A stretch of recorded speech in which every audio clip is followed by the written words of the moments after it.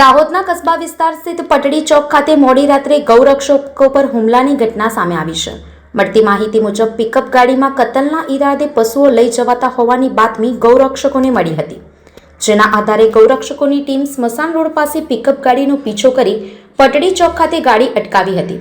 આ દરમિયાન આશરે 50 થી 60 જેટલા લોકો એકઠા થઈ ગૌરક્ષકો પર હુમલો કર્યો હતો. હુમલામાં 2 ગૌરક્ષકો ઇજાગ્રસ્ત થયા હતા, તેમજ ગૌરક્ષકોની સ્કોર્પિયો અને બાઇકમાં તોડફોડ કરવામાં આવી હતી. ઇજાગ્રસ્તોને સારવાર માટે ઝાયડસ હોસ્પિટલ ખસેડવામાં આવ્યા છે. ઘટના સ્થળેથી 7 ભેંસ ભરેલી પિકઅપ ગાડી ગૌરક્ષકો અને પોલીસ દ્વારા ઝડપી લેવામાં આવી છે. હાલ પોલીસે ઘટનાની ગંભીરતા ધ્યાનમાં રાખી વધુ તપાસ હાથ ધરી છે.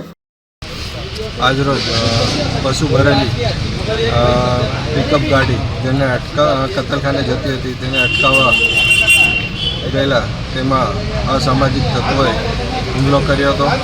અમારા 2 ગૌરક્ષકોને ઈજા થઈ હતી, એ સારવાર હેઠળ છે અત્યારે, અને જેને મારામારી થઈ છે એમાં અમે ફરિયાદ કરી છે. ફરિયાદમાં કડક કાર્યવાહી થાય એ માટે અમે એસપી સાહેબને રજૂઆત કરી.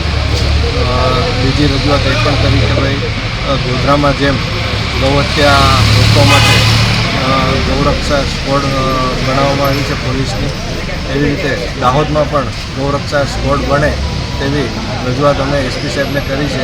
સાહેબે આશ્વાસન આપ્યું છે કે અહીંયા પણ એવું સ્ક્વોડ બનાવે. ઘટનાની હકીકત એ પ્રકારની છે કે ગઈકાલે રાત્રે દાહોદ એ ડિવિઝન પોસ્ટ વિસ્તારમાં કસ્બા વિસ્તારમાં ઘટના ઘટી હતી, જેમાં એક પિકઅપ બોલેરોમાં ભેંસો ભરી કૃતાપૂર્વક લાવવામાં આવેલી છે. એ આધારે જે અમુક ગૌરક્ષક સમિતિના સભ્યો અથવા ગૌરક્ષક માટે કામ કરતા લોકો છે એ ત્યાં અમને બચાવવા માટે ગયા હતા, અને એ દરમિયાન કસ્બા વિસ્તારમાં જે ગાડી છે એમને અન્ય લોકોએ ઘેરી વળ્યા હતા, અને ત્યારબાદ જે સભ્યો છે એમની તથા સ્થાનિક લોકો વચ્ચે માથાકૂટ થઈ હતી, જેની અંદર જ્યાં લોકો છે એમની સાથે મારામારી થઈ હતી અને એમના જે ગાડી હતી એમના કાચ ફોડી નાખવામાં આવ્યા હતા. આ ઘટનાએ જાણ તાત્કાલિક પોલીસ કાફલો ત્યાં પહોંચી ગયો હતો અને આગળની તમામ ઘટના જે અટકાવી હતી અને જે ગાડી હતી એમને સહી સલામત પોલીસ સ્ટેશન લાવવાની તજવીજ સૌએ ભેગા મળીને હાથ ધરી હતી. આ અન્વયે એ ડિવિઝન ટાઉન પોસ્ટેમાં ગુનો દાખલ થયો છે, જેમાં પશુકૃત અધિનિયમની કલમો, રાઇટની કલમો તથા મારામારીની જે કલમો છે તમામ લગાડવામાં આવેલી છે, અને એ અન્વયે એ ડિવિઝન પોલીસ સ્ટેશનના અધિકારી છે તપાસ હાથ ધરી રહ્યા છે.